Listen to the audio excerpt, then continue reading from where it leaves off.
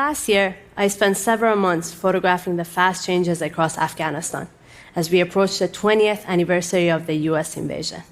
At the time, I wanted this assignment to be a love letter to a troubled land that I had called home for 7 years. Little did I know that it would become a goodbye letter to Afghanistan as I knew it. Along with our brave local colleagues, we traveled across Afghanistan to look at how the last 20 years impacted people. I was specifically drawn to hear from the youth who grew up after the American invasion in an increasingly open society. They grew up in a world with Facebook, Twitter, American movies and TV shows, a world of new freedoms and opportunities. They also endured war and terrorism, poverty and dislocation, barely surviving under a corrupt government and the perpetual threat of suicide bombings. While the youth in countryside mostly saw themselves either victimized or fighting for both sides of the conflict, the youth in urban areas had more options and dreams.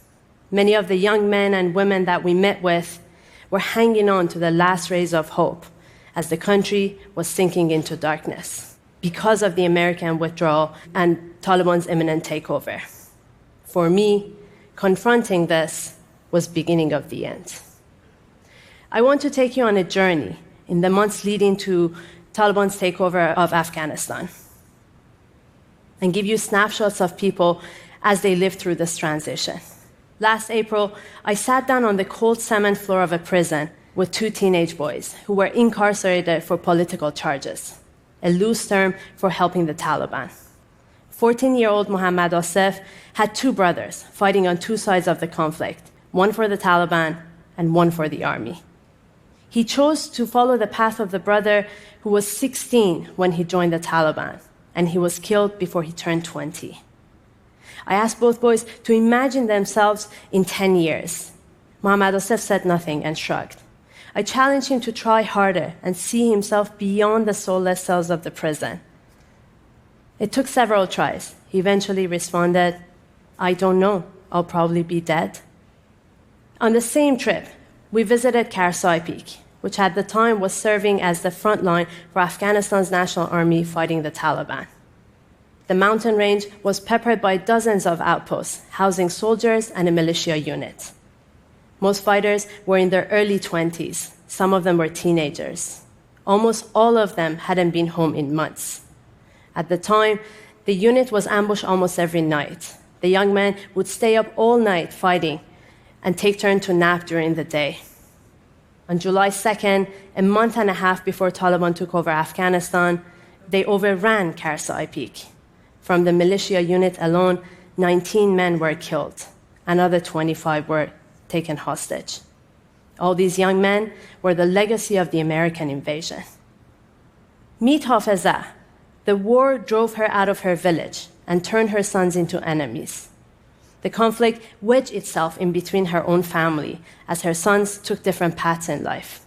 Her oldest son joined an anti-Taliban militia unit, another joined the Taliban, and her 2 youngest were recruited by the army.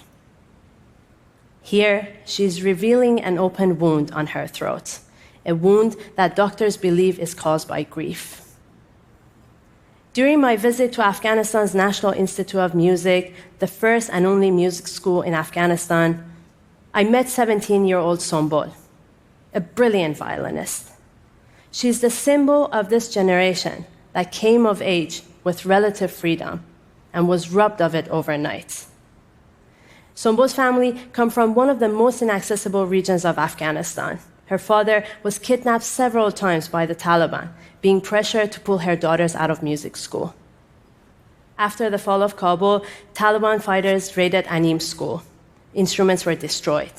On August 26, Sumbul and her uncle were outside of the airport among thousands of desperate Afghans trying to flee, when a suicide bomb ripped through the crowd.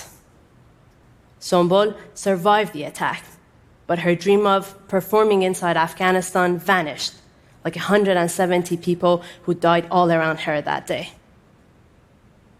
Over the course of that final summer, we watched as the country rapidly fell into the hands of Taliban. One of my colleagues' tasks was to keep track of the fallen district, another to count the fallen men. We watched in disbelief as 20 years of progress in women's rights, education, freedom of expression, that disappeared in 20 days. On August 15, the day that Taliban took over Kabul, I left the house at 4 a.m. and headed to the airport to photograph Afghans who were desperately trying to leave in anticipation of Taliban's victory. By noon, Taliban fighters were marching on the street, and by early evening, they had taken over the presidential palace. It was one of the most difficult decisions of my life to leave that day. As we were dashing to the airport, hundreds of people came to the street, running in every direction. I will never forget the panic on their faces. I, myself, was grappling with immense guilt for leaving and being able to leave. I was also heartbroken, thinking that I could never return to this home that has shaped me not only as a photographer, but a human being. Many Afghans have been devastated and overwhelmed with grief and fear since the fall. I recently caught up with Sumbul and Hafiza to see where they ended up after the fall. Sumbul is healing her scarred soul while pursuing her dream in Europe. Hafiza had gone back to her village to spend some time with her sons. The wound has not healed yet. Yet, I have to hang on to hope for a country with an open wound that is struggling to heal. Thank you.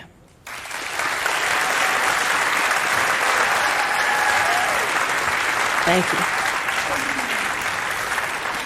I have a couple questions. I'm a little emotional. It's not a big deal.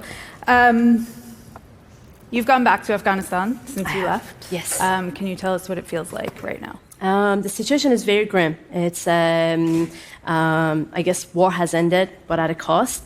But poverty is shooting out the roof. People are hungry.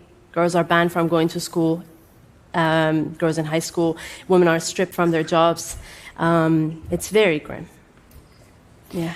I know you love this country a lot. What's one thing you want people to know or think about when they think about Afghanistan? There are many Afghans arriving abroad, in the West, in America, in Canada. Open your doors to them. They've been through a lot. They've been traumatized. They've been stripped from everything they had, even their identities. Welcome them in their homes. Take their hands. Help them to settle. Make them feel at home. Also get involved if you want. There are organizations that are doing stuff, especially for girls' educations back in Afghanistan. Get involved. Donate money. Volunteer your time, either with people who are arriving here or back in Afghanistan. Thanks, Kiana. Thank you. Thank you.